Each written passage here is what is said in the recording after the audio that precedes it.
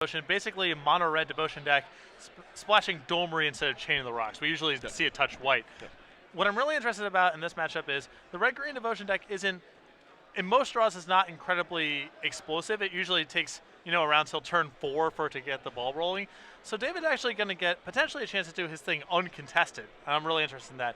Against the red green deck, the monsters deck, he was just mana creature into Pelucanos into Stormbrought Dragon. Yeah. That happened just too fast. But here he might get a shot to deploy his game plan. You see David scrying with the Temple of Mystery. He took 1 mulligan this game, so he'll be starting on 6 cards, but he's on the draw, so it's like he didn't mulligan at all. I think that's how that works anyway. Well, he has a divination, so he's actually up on cards already. Yeah, and why wouldn't he roll divination off the top of everything else that he could draw? As here's a Frostburn Weird from Smith to get the aggression started. Temple Garden now drawn. And the Temple Garden's going to come and play on tap. McDarby going to go down to 18, and there's Sylvan Caryatid. Kind of the straw that stirs the drink there, kind of holds everything together. Yeah, definitely an untargetable wall mana creature, checks off all these boxes. Ramps, fixes his colors, which are a little stretched, and a combo with Axebane Guardian, the final piece of the puzzle. Yes, it does it all here. Smith going to start by attacking. McDarby probably can't afford to block right now, so says, sure, I'm likely just going to end up taking 1, so okay, let's make it 2. How about that? And we see most prevalently, blue and black devotion decks. This deck right here is a capital D devotion deck. I mean, this is all about getting a ton of permanents in play, having a bunch of different colored mana symbols in play, and going off with Nykthos. Brain Emissary comes down, but nothing to do with the mana, which happens a lot in this particular deck. We'll see a Temple of Silence from McDarby. And maybe it's time for a Mizium Mortars. Maybe he wants to ramp towards Mizium Mortars. He does need 2 more red sources to actually be able to overload that. You can see his hand. He's got Sylvan Primordial and Ancient Serenity over there as well. Nice mishmash of cards. Yeah, just a sampling of card drawing, removal, and 7 and 8 mana creatures. McDarby going to cast Mizium Mortars. This is gets Frostburn Weird out of here, thank you. I'd like you to stop beating me down. And pass the turn back. So Smith's going to untap those lands. He'll take a draw step. Not sure if he has the Nykthos yet. That's obviously the big one, as Smith's going to start by attacking for 2. Well, he's actually getting to the point of the game where, even independent of that, it looks like his hand is just lands beyond these Frostburn Weirds. He can actually cast his setup cards. Choosing not to cast the next Frostburn, however. He could have played Stomping Ground untapped and played the other Frostburn, but he chose not to. So McDarby is going to cast a Divination. He'll draw a couple of cards. Looks like a few lands. He already used the Mizium Mortars, so that overloading thing is out the window here, but plays a Stomping Ground, passes the turn back. So Smith is going to draw his card for the turn. See if he has anything crazy explosive to do. Well, he's at the point now where, Stormbrought Dragon and Chandra and all that stuff is castable, so. Yep. It's kind of funny, too, because when you're playing against a deck like McDarby's, you kind of do have to tread a little bit carefully because you don't really know what's coming from it if you haven't seen it. If Smith hasn't sat next to him for rounds or anything like that, doesn't really have a great idea of what McDarby's up to. He just knows he's got a lot of different lands and Sylvan Caryatid. Yeah, and it looked like last turn Ryan elected not to play the additional weird in his hand. Yeah. So he's clearly conscious of, there could be a sweeper looming. And now, the other, he does not want to cast that spell. Yeah, he is scared of something. I think it's Mortars. That's fair. He's got a lot of pressure in play already. Yeah. He's got a Fanatic and Mogus in his hand, so David is fairly close to dead. This is actually how you get a pretty nice edge, too. And he is actually going to cast it of just like, if you don't know what my deck does, you could actually just be terrified because you just have no idea what I can do. You don't know what I'm capable of. Looks like a Sylvan Primordial, Caryatid going to be added. Primordial is in the hand. Stomping Ground going to come and play tap, pass the turn back. Will McDarby over to Smith. So Smith's going to untap and draw with those 2 Weirds and Burning Emissaries in play. But that red deck can really light you up for a lot due to Fanatic Amogi. Yep. David is trying to get to Angel of Serenity here without his life total without too much damage having been done to his life total. Looks like it might be time to get in the red zone. Frostburn Weirds are coming in. You almost have to block now if you're McDarby, it feels like. Just because, if you take this, you end up taking 1, 2, 3, 4, 5, 6. You take 7 potentially. Can you really afford to do that? Do you think Angel Serenity is really going to get the job done then? I think you got to block 1. Yeah, I like blocking 1. Makes him use all of his mana doing this. And then if he doesn't advance his board, if he just says, "All right, I'll pump into my weirds and say go," then Angel does some real damage. That's what's going to happen. So bye-bye Caryatid. There's a mountain past the turn back. McDarby's going to draw very quickly. He's going to play a forest. He does have a bunch of white mana angels ready. He's going to show up here. And the former boogeyman in standard with a little 3-for-1 action. And after McDarby, the hope is no Storm Breath, no Storm Breath, no Storm Breath, no Storm Breath. Well, Perforos is also a really dangerous draw. I mean, there's still a lot of goodies that Ryan can have from this spot, but... Here's some mana. Oh, no. That's 5 mana. I think that's Storm Breath, that's Storm Breath, that's Storm Breath. And for 4, going to put McDarby down to 2. So McDarby is going to have to draw something useful here. Now, here's the thing. Sylvan Primordial, the thing does a lot of stuff. It's got reach. Yeah, it's so big that it... Attack for 5. Smith down to 15. Now, of course, McDarby's going to have to fade here. There's the Primordial. It's going to come in, get rid of that green land. He takes a look at it. We'll do the same here at home so you guys can see exactly what this does. Funny that this has been cast in back-to-back weeks. Yeah, no, we've had a lot of Sylvan Primordials in the X1 bracket so far in our open series. We watched Corvasi last week and get absolutely decimated by Sylvan Primordial. I believe there were 4 of them cast in 100. one game, if I recall. Felt like 400, yeah. Yes. But the 6/8 has reach. It's trumping the dragon right now. And Smith is... Smith is currently 2 lands away from Monstrosity, but he was tapping some mana pretty quickly there. I got a feeling that McDarby might be dead. Boo! Boo! Fine, Ryan, you win game 1. Tough guy. Real tough guy with your mythic dragon that has protection from Angel Serenity. Real tough guy. All right, Ryan Smith does win game number 1 here. Red-Green Devotion up a game over McDarby in his 5-color ramp deck.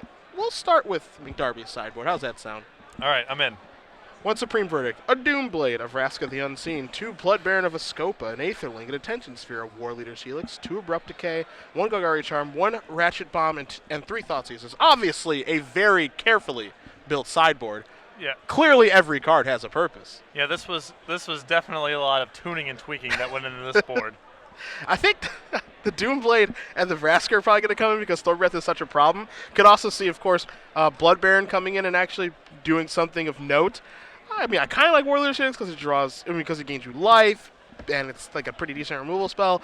Detention Sphere seems okay, but along all the cards that I'm seeing here, there aren't a lot of answers in the deck for Storm Breath Dragon. That seems to be the big problem. There aren't a lot. I basically like any reasonably reliable removal spell against the red Devotion decks because they're so permanent saturated. They're about going off with Nykthos. So anything that you can do to trade 1-for-1 with the stuff they're putting on the board is pretty good. So I like Abrupt Decay for that reason. I like War Leader's Helix for that reason. It kills enough stuff and gives you a little bit of time. But yeah, some of the other stuff that's going on here, not the most efficient. He does lack good answers to Storm Breath Dragon pretty much across the board in his deck, but he does get to at least bring in the Doomblade. I don't think he's going to touch Blood Baron because Mizium Mortars is in the other deck, but I do like the additional spot removal for sure. What do you got on your side? 2 Shocks, a Mortars, 2 Destructive Revelries, 2 Plummets, 2 Xenagoses, 3 Mistcutter Hydras, and 3 Anger of the Gods. I like Plummet a lot based on what he saw. I think you have to board Plummet in just because of the Angel. Pretty sweet against that. And other than that, it's, usually you bring in Planeswalkers against control decks. That's sort of standard Magic 101. It's a little bit more dangerous to bring them in against more board control decks, like the one that David's playing where there's Angel Serenity and Sylvan Primordial. Because these decks can actually either just quickly overpower Planeswalkers or also be able to attack them. So I don't know how much you want to go down the Xenagos route. That said, Ryan was definitely noticeably cautious and mindful of sweepers in that game. So if he's playing the game like that, then it makes a lot of sense to bring in Planeswalkers. Now, a lot of people have been asking at home what's kind of going on with McDarby's deck, and again, I do want to point you in the direction of the deck tech, but there are 4 revelations in this deck. Even though we haven't seen one in his hand or get cast when we've been watching him play, there are 4 copies of Sphinx's Rev here that he can actually cast for large amounts due to Sylvan Caryatid and Axeman Guardian, and just, he's got an Urban Evolution in his deck. So, once he actually gets to a lot of mana, he actually has a lot to do with it. He just hasn't drawn one. And Rakdos Returns, another former standard star that has fallen by the wayside in recent months. True. Used to be a defining card in Jund and in, other 4-color decks and what have you, and now just sort of a has-been, man, and also ran. Seen Rakdos' Return win a lot of games by itself and has not seen a lot of play recently. Maybe that card's a piece of the puzzle to try to beat Mono Black Devotion. Who knows? It's really good with Farseek, because then you have more mana, and Farseek's not a card that you don't get to play anymore. You know what card I don't want to see cast for a little while? Farseek. Saw a lot of that. Got a little tired of Farseek. Yeah, it's a little played out. You don't get to just play whatever mana you want with no punishments. I'm tired of that. Yeah. I need a little break from that. David has put himself through all sorts of punishment to tie this room together, I'll tell you what. That's true. Sylvan Caryatid got a little Chromatic Lantern action. I want the Lantern to be good. Axebane Guardian. Oh, Axie? That's not punishment at all. That just is fun.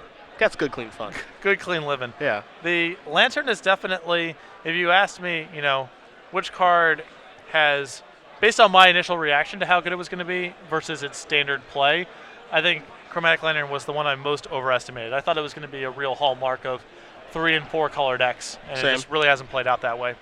Is it too much to get Coalition Relic back? I think Is that card so. too good? Probably too good. All right. It's like my favorite card when I cube draft. I always think of the 3-mana Mana Accelerator. That's the one I want. It's also just annoying to keep track of. That's actually the bigger problem that I have with it. I don't get as annoyed as easily as you do. My opponent can spin top all day. I don't mind. I get annoyed pretty easily. See a stomping ground here for Smith. McDarby going to start off with some Temples of Deceit. Get that mana base online. Smith going to take a draw. Here's an Ash Cell getting in the red zone early and often. Going to knock McDarby down to 18 as McDarby takes a draw step. There's a Forest. Is it time to get a little Axie Waxy? Please. No, just let the it be Temple true. Garden. Just the Temple Garden. Passing the turn back. Looks like Vraska's come in. Yeah, I mean, got to have ways to take care of that stupid dragon. As an attack here for 2 from Smith. Going to put McDarby down to 16. And there's a Nykthos. There's a Hammer. So Nykthos is going to start generating some mana. Things could get out of control here. Here's a Jace, Architect of Thought. Sure, why not? Not bad. You can cast anything. Might as well get that in the deck. That's a really good card. And there is Jace. Are we going up? Elevator is going up. We'll pass the turn. Let's see what Smith's got to do on this turn. I mean, on board he can't handle Jace on board, so that's a good start for David at least. Here's the Nykthos activation. It's going to be for 4. There's a Perforos. Uh-oh. Oh, Hoodalally. Yeah. That has Jesus, that has haste. Wow, I missed that. Perforos is My God. Perforos is a combo with Hammer of Perforos. Yep. That's a really nice design. That is neat. That is neat. The Hammer comes first, then you play Perforos, and then they get bashed in the face by it. That's fun for everyone, yeah. Nice. I like it. So let's see what McDarby's going to do here. I am intrigued as well. I mean, he's got an Attention Sphere that I think he has to cast. But the question is, what do you target? And I think, here's Vraska's going to go. Ooh. I like it. Kill the Hammer. Okay. I like it. Good turn. All right, tough guy. Just trying to get to Angel. Just trying to stay alive. Buy a little bit more time, Now Smith didn't play a land last turn. And he's got a Nykthos in his hand, but Nykthos isn't generating any mana right now. So, okay. Vraska, very expensive. Vindicate.